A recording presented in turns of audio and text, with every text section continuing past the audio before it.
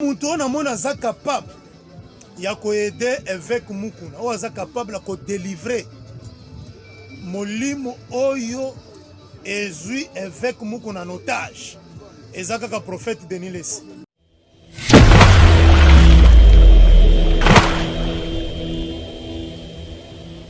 Ndeko na biso visionnaire ya ACK malgré eza ye banda ACK te ye pa kutaki comme azalaki agressif abotoli ye pe na marque na ye nzamba alimbisi ye apesi ye mission lobi kende liboso.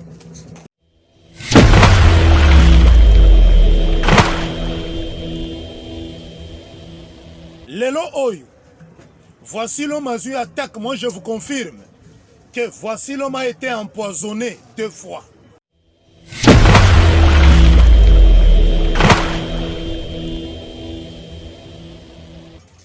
Banda Mukolo, voici l'homme a eu révélation que c'est lui de PES qui va diriger ce pays. C'est à ce moment-là que Mukuna a sepelé la tamukete na voici l'homme. Et guerre banda wana.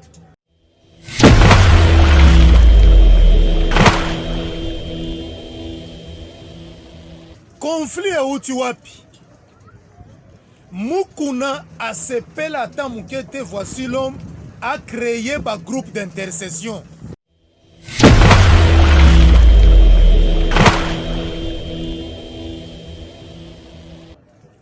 Balongoli voici l'homme na ACK. Mais Mukuna a commis une grosse erreur.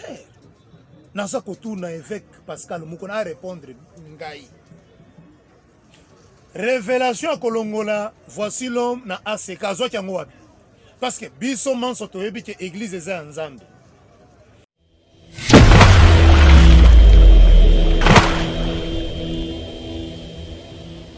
Problème il y a père spirituel et ça problème autobengi na munoko na bango Tchadji Koumi 10%. Mais c'est le problème de Tchadji Koumi bande konangai bapanzi sango tandis que voici l'homme ya zakunate.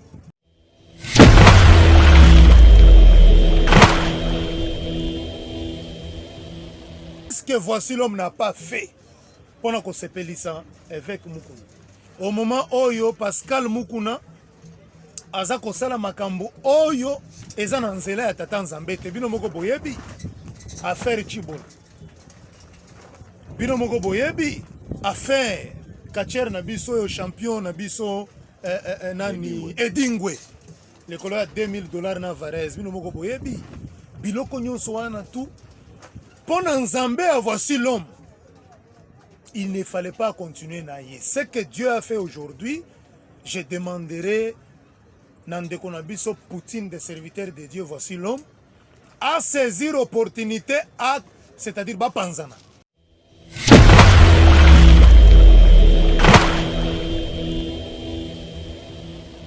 C'est ainsi que Ngaïne n'a pas si voici l'homme Poutine, des serviteurs de Dieu. Parce que Poutine a reçu la mission dans ce monde pour délivrer le pays où il y a une menace. Il y a des dictateurs, il y a des mafieux internationaux. Au Bazali, Kotungisa, ba africain.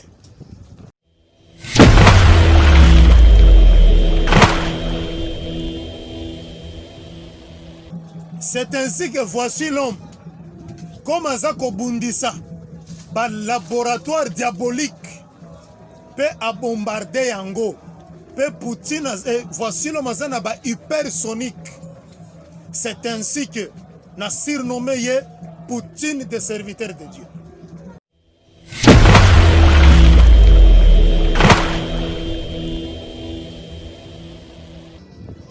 Pasteur Baraka Mugishu, alobi makambo escroquerie. Bande konangai totika aventure totika escroquerie spirituelle.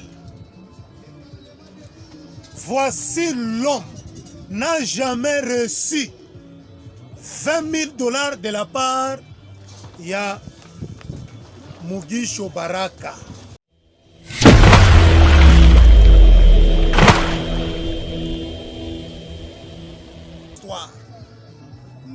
Quand toi tu escroques les enfants de Dieu avec des faux prophéties, des faux miracles, ce n'est pas tout le monde qui peut le faire.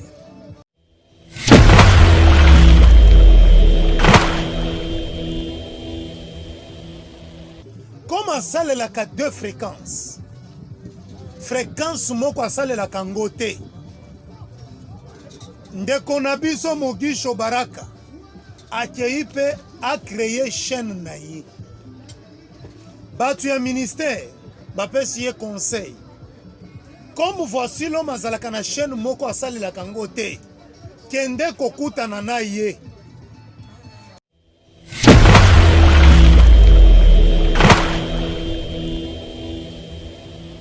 Mugisho ye moko abimisi $6,000. Apesi. C'est monsieur Fiston Oyamba Mongo. Pas même $20,000 s'il vous plaît. S'il y a de preuves. Alakisayango.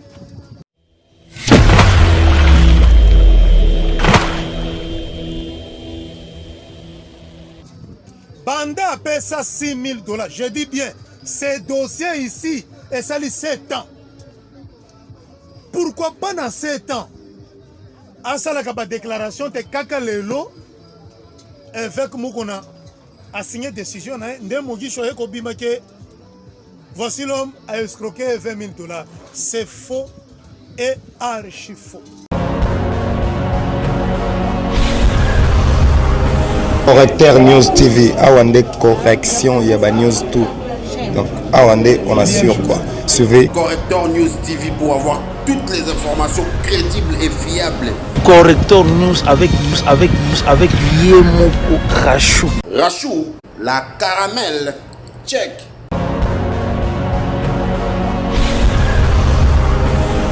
Beaucoup, chers chevaliers de la plume, que vous êtes ici nombreux. C'est dans le cadre de ces points de presse qui est dominé par l'actualité. L'actualité dans les domaines des églises. Aujourd'hui, nous allons recevoir pour vous l'un d'analystes chrétiens au nom de Junior Mwanaboute. Et avec lui, on va essayer un peu d'analyser, on va essayer un peu de mettre le point sur les i par rapport à son opinion, à ce qui concerne les conflits qui est en train de ronger l'église de l'ACK entre l'évêque Pascal Mukuna avec son fils spirituel, pasteur François Mutombo. Voici l'homme à qui je salue déjà. Salut mon frère Junior Mwanaboute. Oui, merci beaucoup Sali. Encore une fois de plus, Bato Fobaye Bayo, Yomoko s'est présenté en tant qu'analyste. Et puis, point de vue na Leleza Nini. Oui, merci beaucoup Bandeko Nyonso Obaye Kotala Biso. Po tosolo la mwa mukie, to pesa éclairage. Na mae Nyonso ezako salema. Je réponds au nom de Junior Mwanaboute AK-45 lance-roquette grenade lacrymogène. Tout court. Pourquoi Junior Mwanaboute AK Boyebi bino moko ke AK-45 ezali arme. Oui. Naza communicateur na na deux volets. Sur le plan politique et sur le plan chrétien. L'actualité est dominée par excommunication et pasteur François Mutombo Otoeba Kibiso Nyonso que Azalaki empoisonné d'après le rumeur, je n'ai pas affirmé. D'après le rumeur qu'Azalaki empoisonné akendaki séjour moi moulaï na mikili poto pour na traitement nae et après traitement est réussi. Mais selon pasteur François, voici l'homme à l'obi que message azwaki d'une manière spirituelle ba ebisa ki kozonga na kisasa ata famille na eba ebate azonga e kisasa mais abomba ki secret. Je crois que bolanda ki binomoko na batoa que pasteur François Mutombo lobi même moi si na pas kota supermarché ou bien bima banda ko se déguiser ko latande bande ko na biso a musulman balataka. Et après cela tant wasali ba remerciement et loko e ticket église ya ACK parce que na ba remerciement na e atikali ata soko mokete kopesa merci na père spirituel na e oyo tozana ba vidéo tango nyonso bandaki kokumisa alobi en aucun jour akoki kowanga na le pasteur Mukuna en tant que son père spirituel topé mentor nae. Mais hélas, tomoni lelo babebani. Un mot par rapport à ça. Merci beaucoup na mutuna wana. Nalingi koyebisa Assemblée chrétienne oyebi soki nzamba pesi yo mission soko ozotambola na nzambe ke batu moko boye babungisa deja molimo Saint-Esprit ya nzambe babandi kobundisa yo soki bakoki yo te, sache bien que bako alimenter même sur le plan physique. Voici l'homme, c'est un serviteur de Dieu, je vous confirme. Et même soki boke kotunaye na tikala jamais komona ye de vue voix. Mais je suis convaincu en tant que chrétien na banquette nanga onga na sali, il faut nous soutenir Voici l'homme parce que a garder idéologie à Jésus-Christ par rapport yande konabiso avec mukuna bungisaki déjà rumba à côté qui na makambo politique ya lokoso pour combattre Etienne Tshisekedi wa Mulumba. Tout le monde, même bino batu ya presse boyebi te Etienne Tshisekedi wa Mulumba zali ko bunda avec mukuna zalaki ko sala ba tour na kingakati pena ba prophétie na ya lokuta o banda ko pesa ndeko Joseph Kabila ke nzamba lobi kanda lobaka na tonalité zamba ou ayebisi ngai ke Kabila ko sala 30 ans na pouvoir oyo Tshisekedi ko kima mbango tout le monde balanda ki biloko wana au moment où aza ko attaquer Etienne Tshisekedi wa Mulumba. Voici l'homme prié pour Etienne Tshisekedi wa Mulumba pour que ce pays ait changé et Zomutu oyo akoki ko délivrer ba imboka banda mukolo. Voici l'homme a révélation que c'est l'UDPS qui va diriger ce pays. C'est à ce moment-là que Mukuna a sepela ata mukete na Voici l'homme et guerre banda wana onyon so banda komona ezaki ba hypocrisie chrétienne. Ce que tozalaki na politique na ingana loba ke ce sont de l'hypocrisie politique. Lelo oyo Voici l'homme a eu attaque. Moi je vous confirme que Voici l'homme a été empoisonné 2 fois. Nathan et à Covid-19, si ce n'était pas l'intervention, il y a gouvernement Nabiso à la personne de son excellence, Monsieur le Président de la République, pour que BPC visa ba évacuer pour babo yaki ko PC visa à kende soins médicaux. Grâce ya chef de l'État, Voici l'homme à Kendaki Poto, Zambé a Voici l'homme à Sungiye à se rétablir, à Ekozonga, à continuer na musala na ye. Oebi musala nyonso ya Nzambe, place aux nyata. Il faut otika organisation. Conflit ya uti wapi. Mukuna a sepela ata mukete. Voici l'homme a créé un groupe d'intercession. Voici l'homme a tikala jamais co-créer une église parallèle selon communiqué. Il y a porte-parole, il y a évêque Mukuna.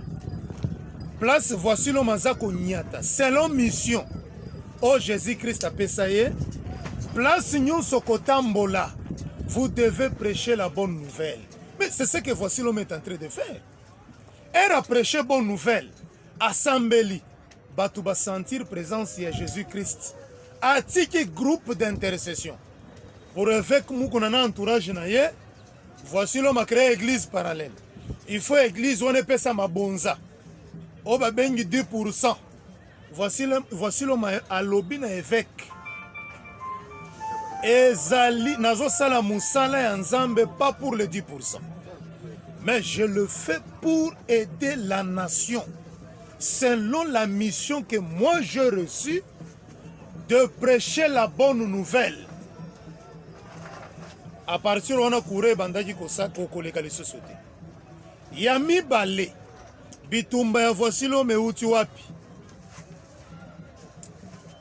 muku na poni chemin ya kosala sport ya kosala soutenir Renaissance en tant que président à Renaissance naza kotuna bino na otuna baimboka ba chrétien nyonso est-ce que Nzambe azalaka na kati ya sport?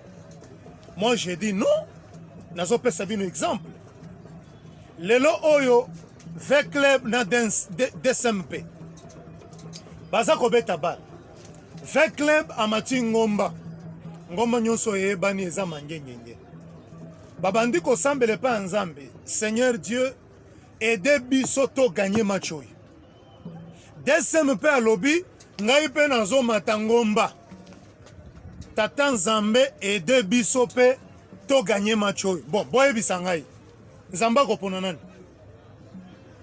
Akopona ve club ou bien akopona DSMP? Tandis que notre Dieu aponaka mutu te. Il est là pour tout le monde. Ozala mutu masumu, ozala mutu masumu te. Tous nous sommes bénéficiaires ya souffle de vie. Mais mukuna choisir ya ko créer Renaissance bino bongo boyebi ba équipe ezalaka na makambo Nzambe te. Ba joueur bazokende baolala na ba cimetière baokende koluka bakisi basala ba meilleur mukuna zolala na ngomba zosala jeune. Est-ce que le Saint-Esprit peut marcher avec les ténèbres? Je ne pense pas. Et kotika la jamais kotambola te. Voici l'homme a gardé chemin na ye. Ya kotika la toujours na mission ya kosale la tata Nzambe na bosolo.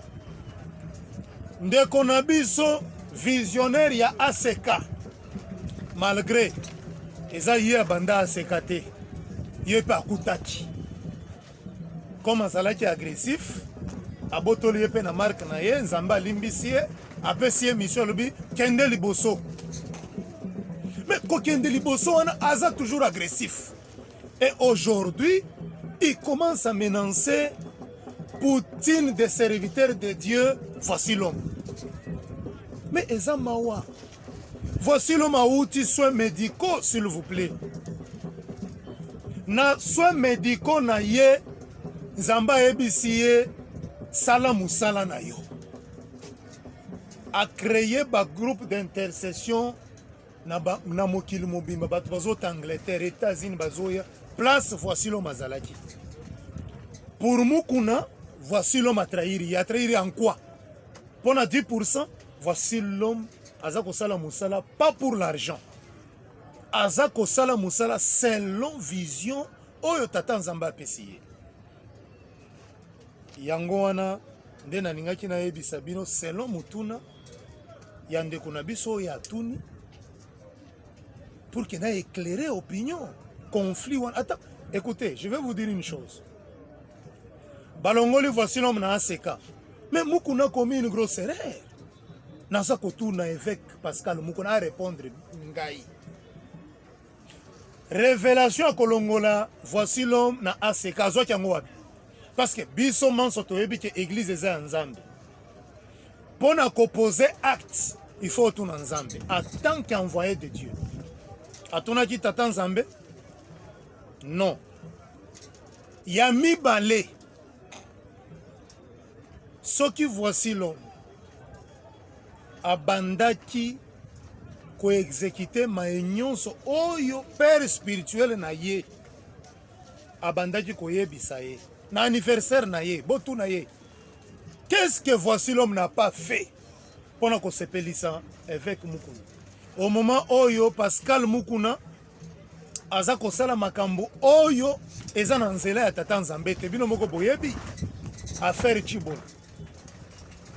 Bino moko boyebi affaire Kacher na biso oyo champion na biso nani Edingwe.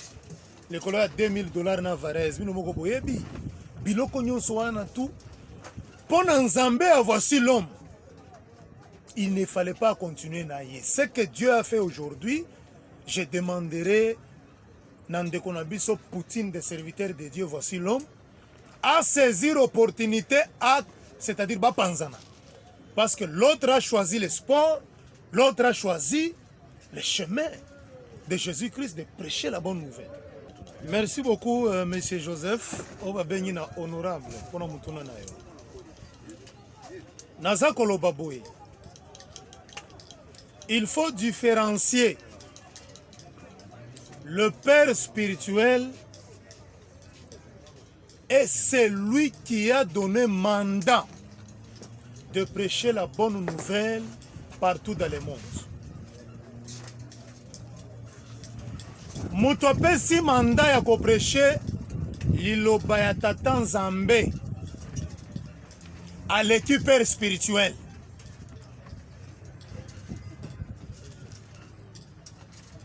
Avec Mukuna Chaki, voici l'homme Loboko a évolué.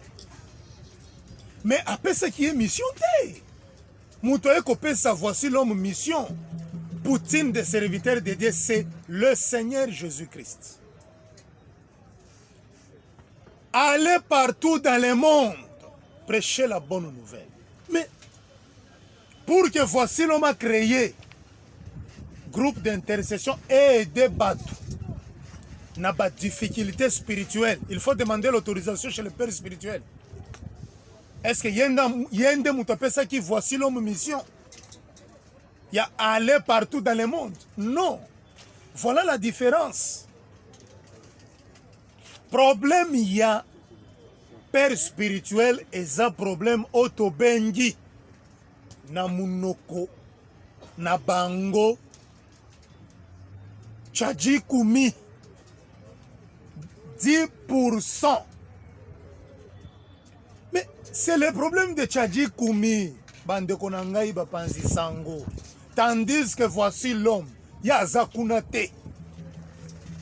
Jésus-Christ marche dans l'organisation. Et voici l'homme assemblé pour nous. A moni présence Yanzam. Moutouana Bengi. XY Boya. Nakutani na mutu azali en direct na Jésus-Christ. Bakomi 30-40 bande konanga. Il faut laisser l'organisation.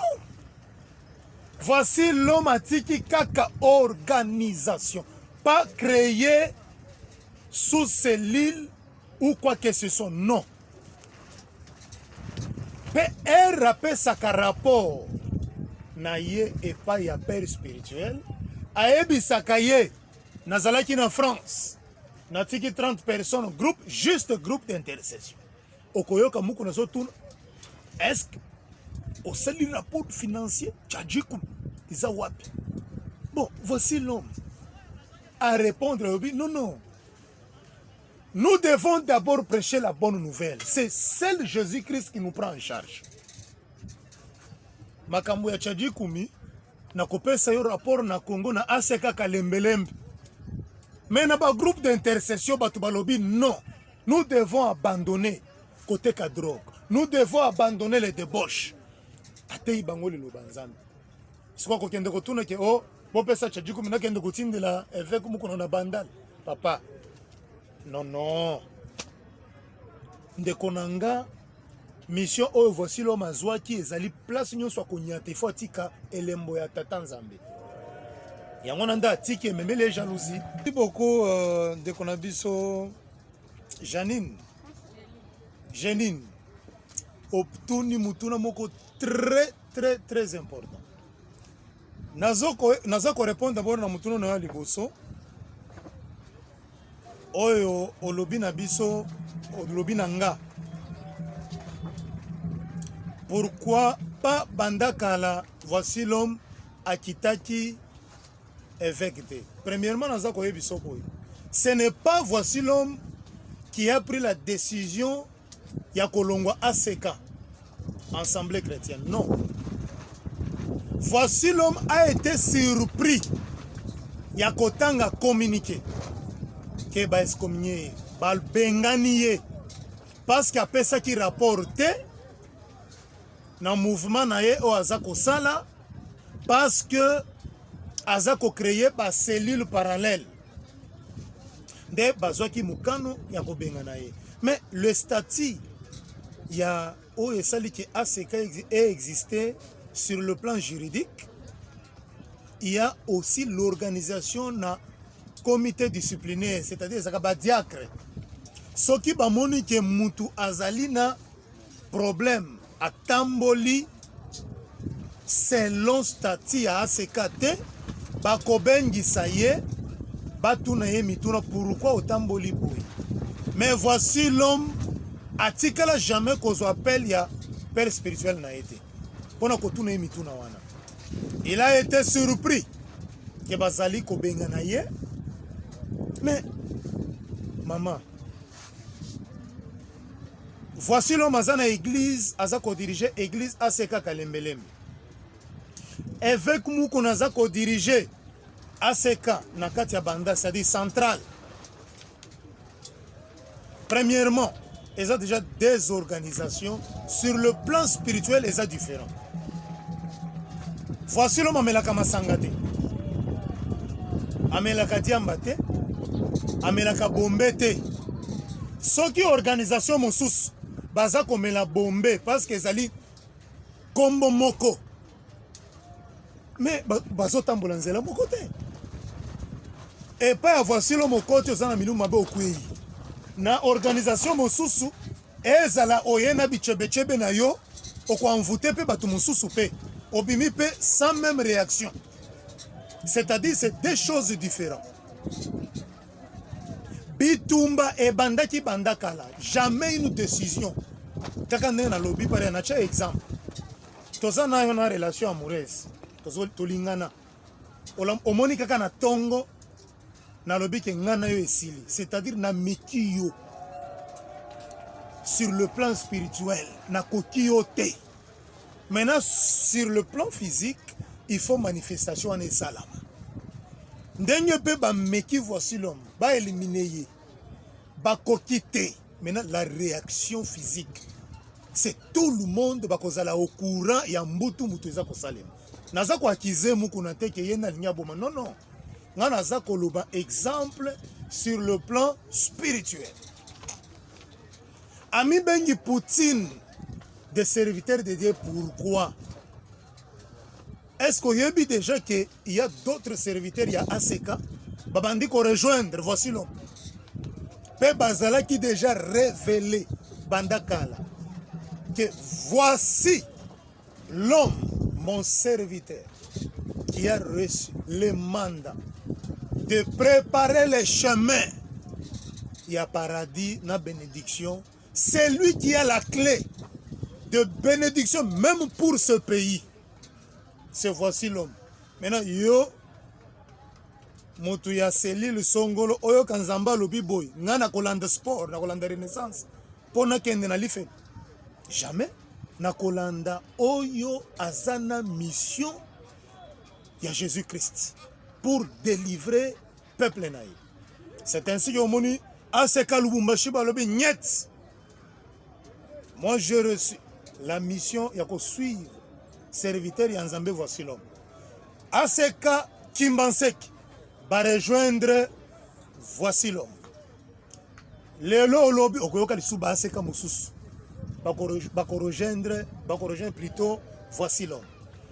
C'est ainsi que Ngaïne n'a pas si voici l'homme Poutine des serviteurs de Dieu. Parce que Poutine a reçu la mission dans ce monde pour délivrer le pays où il y a une menace. Il y a des dictateurs, il y a des mafieux internationaux. Au Bazali, Kotungisa, ba africain. Poutine a zana manduki. Oyo Nzambe ye moko ayebisaki ye salabo esala pona ko détruire. Et je vous informe. Ezaki na virus moko oyo bande ko se préparer, oyo ba mindele la communauté internationale. Ba préparaki laboratoire ezaki na Ukraine. Ba pays occidentaux balingi ke mobali na mobali ba balana. Oyo eza interdit et pas ya tata Nzambe moto akela mabele na lola. Eza Poutine. Poutine azana mission ya tata Nzambe. C'est ainsi que voici l'homme. Comme Azako Bundisa, par laboratoire diabolique, peut à bombarder Yango, peut Poutine, voici l'homme Azana ba hypersonique. C'est ainsi que n'a surnommé Poutine des serviteurs de Dieu. Oyebi bitumba oyo Nzambe a révélé yo que lobby ezana makambo moko ekoleka na makambo mosusu oyo Nzambe a révélé yo te mais oyoki ke esalemi. Il y a la différence. Bitumba oyo Nzambe a révélé moyen na kende kotuna pourquoi bitumba oyo esalami ezate. Bitumba oyo Nzambe a révélé te na kokende kotuna père na yoki makambo esalami mais naza innocent. Pourquoi mais ce qui s'est passé, c'est Dieu qui a voulu que les kandegnoana. Pas moyen que voici l'homme. A kende kotuna fait comme pourquoi non, pas moyen. A kotuna te. C'est-à-dire na se rappelle qu'un procès à 100 jours entre parenthèses. Kamere aloba que la messe a été dite. C'est la même chose. Que voici l'homme à lobby, la messe a été dite, c'est-à-dire planification, réunion, nyonso et salema pour que ba écarter voici l'homme. La guerre n'a pas commencé aujourd'hui. Aujourd'hui, c'est le monde entier oyo eza au courant. Ya maïnyo se salamina aseka. Donc, Nzambe a décidé, voici l'homme a ça la parcours naïe, chemin naïe, et moi, voici l'homme a kende la rencontre. Il y a volonté en Nzambe ezate. Parce que voici l'homme est mandaté par Jésus-Christ. Tandis que l'autre a été mandaté, mais à BBC mission. Naïe. A kamati mission sport. Pour asa la coalition Nabakache. Tandis que la lumière et les ténèbres ne marchent pas ensemble. La deuxième question, Madame Mariam. Olobi, pourquoi les églises, il y a assez qu'ils ont rejoindre. Voici l'homme. Mais je vais vous dire une chose. Les églises où voici l'homme, décision et évêque Moukouna, et cette décision Kolongola Combo, pas ce que Dieu a mis sur la vie, il y a voici l'homme.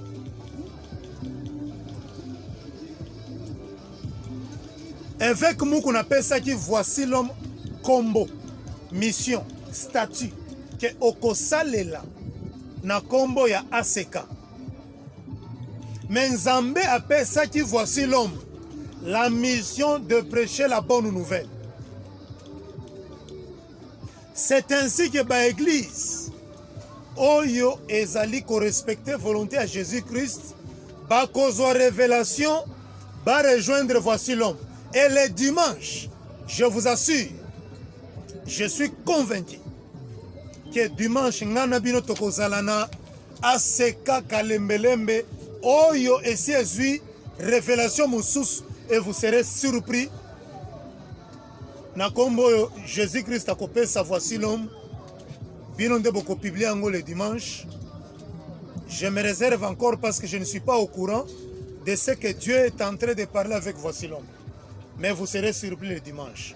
Donc ba église oyo ekobanda kosalela vrai combo à partir de ce lundi. Nautaki koloba awa que le nom ACK ezali mutunde apesa ki kombo wana. Mais la mission qui se passe sur l'ensemble ACK est une mission recommandée par Dieu, notre Seigneur Jésus-Christ de Nazareth. Tozali ko bouleverser ba chrétien ya ACKT. Soki voici l'homme atikeli na nzela na ye ya kosalela tata Nzambe na bosolo selon la volonté de la Bible. ACK mosusu etikali na makambo ya sport na makambo mosusu, mais toko marche nzela moko te. Bolingi to marche nzela moko ndenge nini? Il y aura toujours pas confusion parce que ngana tikali na chemin ya bosolo selon vision. Oyo voici l'homme ayokaka matei erandima avec mukuna comme son père spirituel. Maintenant ce qui est le père spirituel aujourd'hui azako tambola en dehors ya Saint-Esprit. Le choix est clair. Nako pona là où il y a le Saint-Esprit. Donc il n'y a pas la confusion. C'est ainsi que voici l'homme. En yoki lissus, la voix de Dieu, tu dois changer le nom. Tu dois continuer sur ton chemin de la vérité. Rien que la vérité. Et je vous confirme encore qu'il n'y a pas de confusion entre voici l'homme ou intérêt moko entre voici l'homme et évêque Mukuna. Non. Là, il faut poser la question à évêque Mukuna. Pourquoi a kamati décision Yako Bengana voici l'homme na ACK? C'est maintenant évêque Mukuna qui doit motiver sa décision. Alors qui s'appelle la preuve. Oh, voici l'homme. Azako créé une cellule parallèle contre la vision de la ACK. Namutuna Yandeko Oyo Nayoki Pasteur Baraka Mugishu alobi makambo escroquerie bandeko na ngai totika aventure totika escroquerie spirituelle. Voici l'homme n'a jamais reçu 20 000 $ de la part ya Mugisho Baraka. On a bengaka toujours prisonnier politique na kati ya Brazzaville pour avoir escroqué un chrétien na Congo Brazzaville où il a été arrêté. Tout le monde connaît l'histoire. Quand toi tu escroques les enfants de Dieu avec des faux prophéties, des faux miracles, ce n'est pas tout le monde qui peut le faire. Je vais vous relater l'histoire vraie. Voici l'homme azala qui a 3 fréquences. Asale la 2 fréquences. Télévision na radio. J'ai les documents ici. Je crois que beaucoup filmé en Gobi. Beaucoup Zouango. Depuis le 8 janvier 2007, que voici l'homme a commencé les démarches pour créer une chaîne. Comment ça la 2 fréquences? Fréquence moko ça la kangote. Ndeko nabiso Mugisho Baraka akeipe a créé chaîne naïe. Batu ya ministère bapesi conseil. Comme voici l'homme azalaka na chaîne moko asali la kangote. Kende kokuta na naye. Solola naye. Apesa yo fréquence wana. O utiliser. Wana na ministère. Parce que les serviteurs de Dieu, tout comme na ko tekela yo, tout comme na ko kopesa gratuitement. Mugisho asali ba démarche à sololi na Voici l'homme et Voici l'homme était très occupé atinde epai ya ndeko na biso monsieur Fiston. basololi na telefone mpe bamona na boye. Voici l'homme na Baraka Mugisho batikala jamais komona na boye te. S'il y a les images balakisa yango. Mutu oyo bamona na boye ezali monsieur Fiston. Mugisho bayokani. Voici l'homme a ABC collaborateur na ye to dépenser mbongo ebele. Apesa biso $20,000. Ba discuter Mugisho lobi s'en va. Nazo pesa ibino avance il y a $6,000. Ce qui chaîne et là ici n'a qu'à compléter le reste. Voici l'homme a passé message par monsieur Fiston, son collaborateur. Yebisa Mugisho Baraka. Chaîne wana, fréquence wana, ezana ba problème. Il faut renforcer ba antenne. Ce qui a condiment, tout que la yena état o ezali, apesa mbongo. Mugisho andimi. Première fois à sali chèque sans provision pour comprendre l'escroquerie chrétienne. Monsieur Fiston a accueilli na banque a présenté papa balingaki bakangaye. Mais comment vous les serviteurs de Dieu vous êtes des escrocs, des aventuriers? Le chèque qui a été émis par Baraka provision nango ezalaki $500. Monsieur Fiston a bengi Mugisho que mbongo ezali na compte na yote. Non, avec des prières, des chaînes de délivrance, j'ai oublié. A délégué Mutu. Pona ko senga ba esquisse. Mugisho yemo kabimisi $6,000. A pesi. C'est monsieur Fiston oyamba mbongo. Pas même $20,000 s'il vous plaît. S'il y a de preuves. Alakisa yango. Banda appelle ça $6,000. Je dis bien, ces dossiers ici, et ça lit 7 ans. Pourquoi pas dans 7 ans? À ça, la déclaration de Kaka Lelo, avec Moukona, a signé décision. Voici l'homme a escroqué $20,000. C'est faux et archi faux. Et voici l'homme, tout le monde au Bayebi. Motozana ba société za ko yede ba imboka ba kinwa. Akoko zanga $20,000, akoko zanga 10,000, akoko zanga $6,000. Voici l'homme zana mbongo wana. Mais akozongisa $6,000 wana te. Témoin oculaire. Il y a dossier wana. C'est son père spirituel.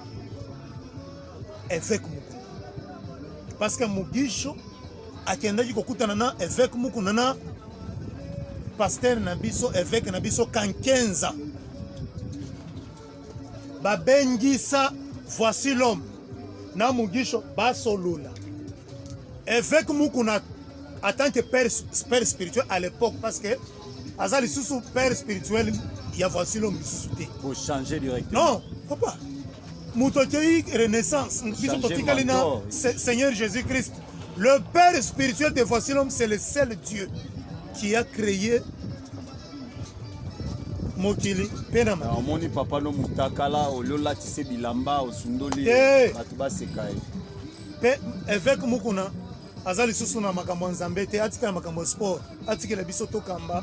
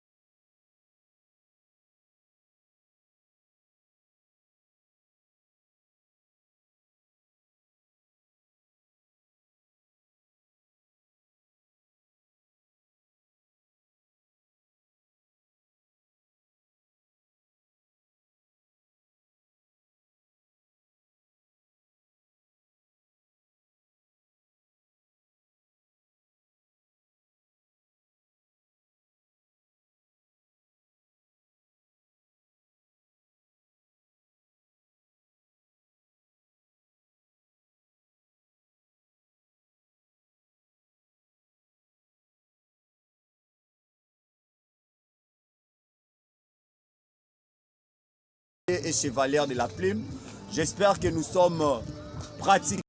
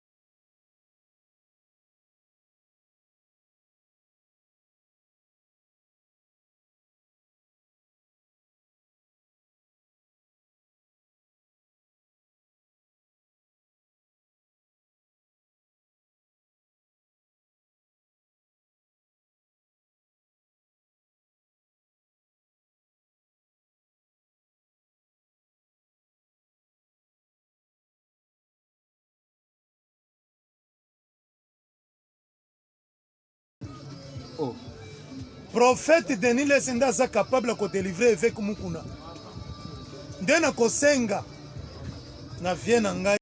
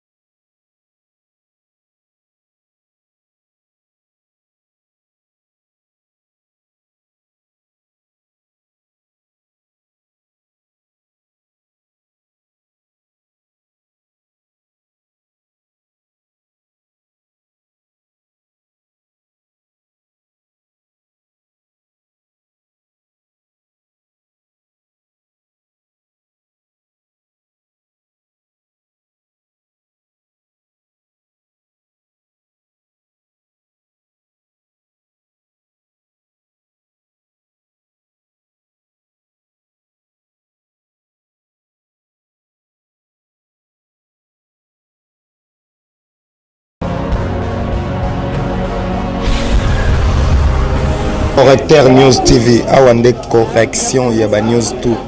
Donc, Awande, on assure quoi. Suivez. Correcteur News TV pour avoir toutes les informations crédibles et fiables. Correcteur News avec Yemoko Rachou. Rachou, la caramel, check.